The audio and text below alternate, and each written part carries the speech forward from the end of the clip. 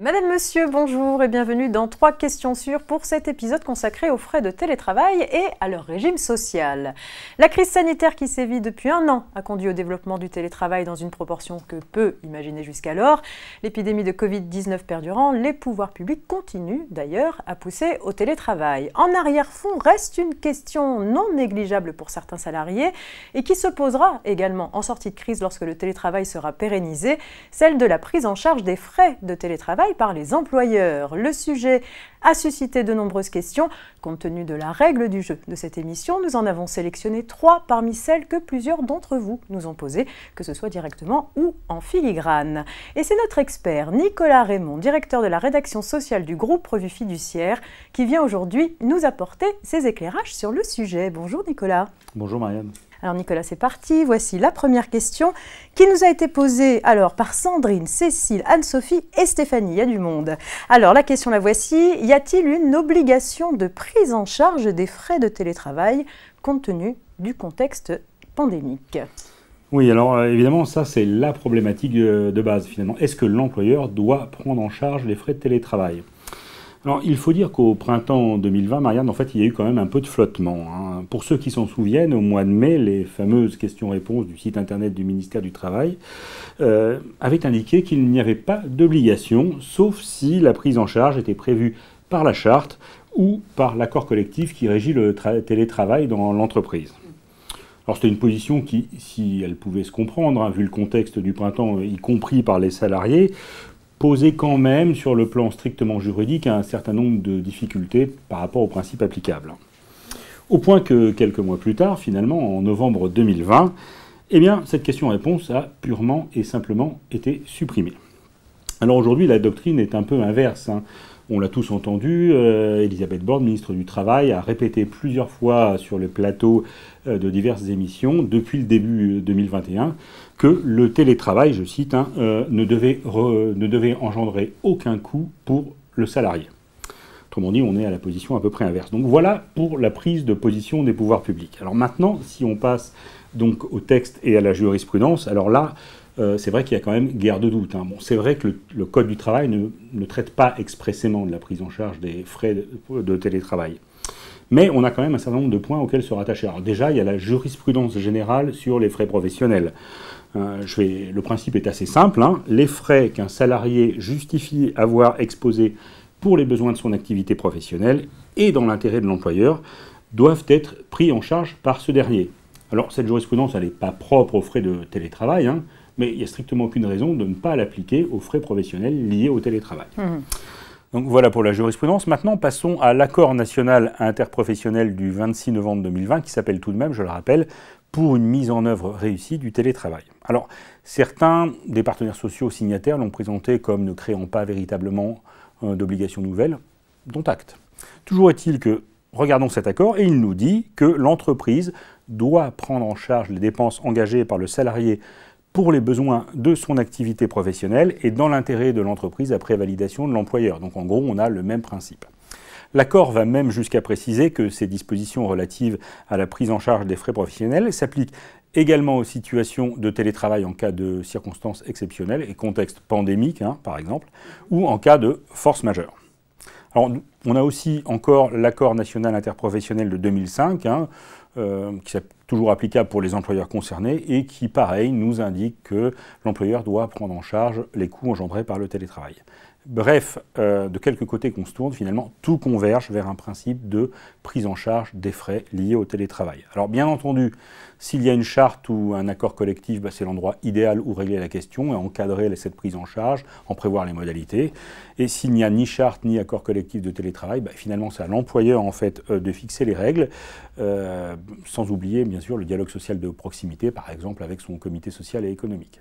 Très bien, merci Nicolas pour ces premières réponses. Alors maintenant, nous avons Cécile, Christophe, Nesrine, Anne-Sophie, Muriel, Touria et Laurent qui, eux, souhaiteraient savoir quels sont les frais pouvant être pris en charge en exonération de cotisation et selon quelles modalités, Nicolas ?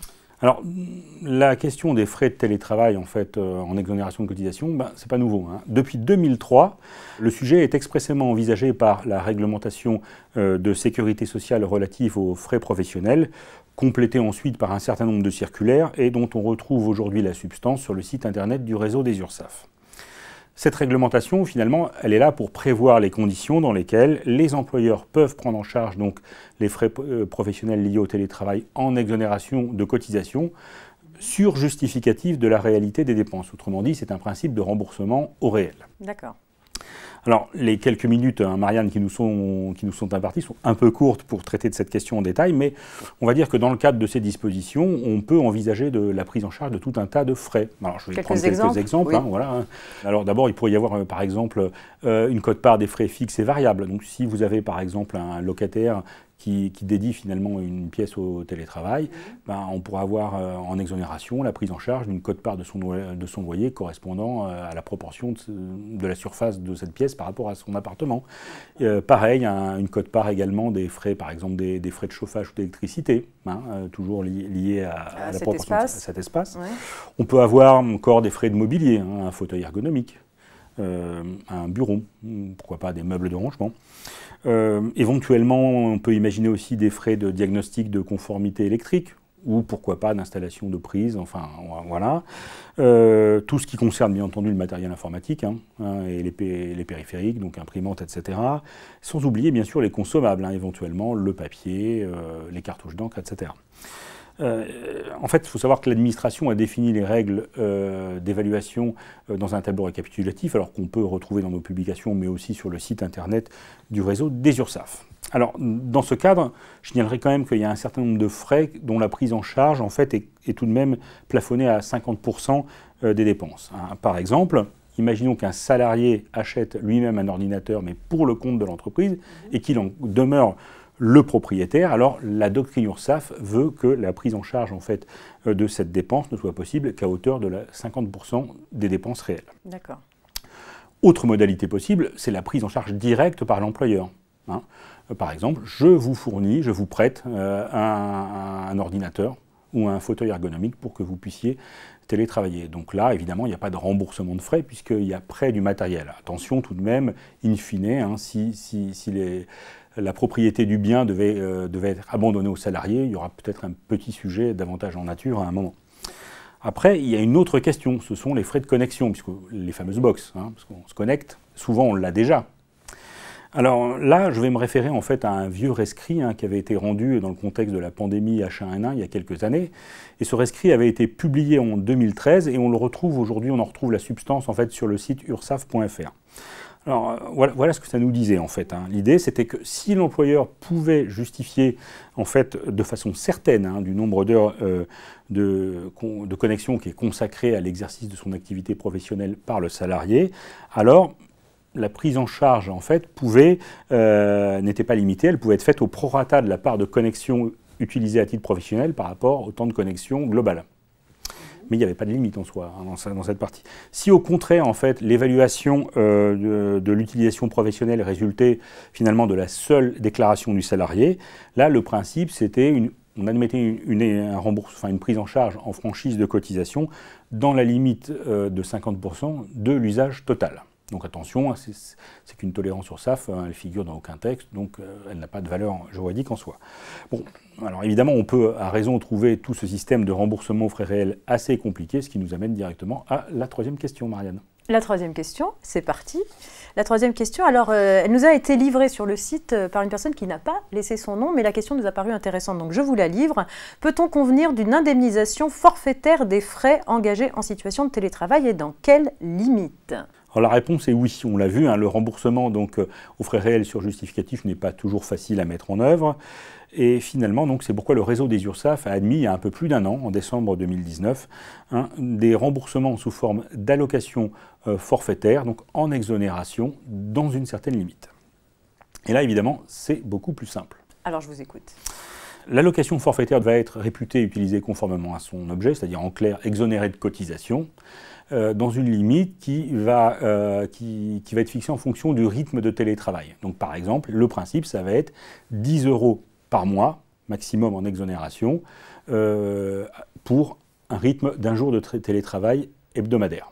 Donc ça veut dire que si quelqu'un est en télétravail à 100% et travaille 5 jours par semaine, donc ça fait un remboursement maximum en exonération de 50 € par mois, 4 jours par semaine, 40 € par mois, 3 jours par semaine, 3 jours par semaine, 30 € par mois, 2 jours par semaine, 20 €. D'accord. Alors, a priori, donc, on ne peut pas avoir de montant mensuel global forfaitaire, puisqu'on voit que la limite d'exonération dépend de la proportion de télétravail. Donc, on ne peut pas dire, tiens, il y a un montant uniforme global qui est versé aux salariés, quelle que soit la proportion de jours télétravaillés. C'est réajusté chaque mois, en fait, c'est ça que vous voulez dire? C'est un peu ça, c'est réajusté. Pour vous donner aussi une idée tout simplement précise, si on divise 50 € par le nombre de jours moyens par mois, ça fait à peu près environ entre 2,30 € et 2,50 € par jour de télétravail.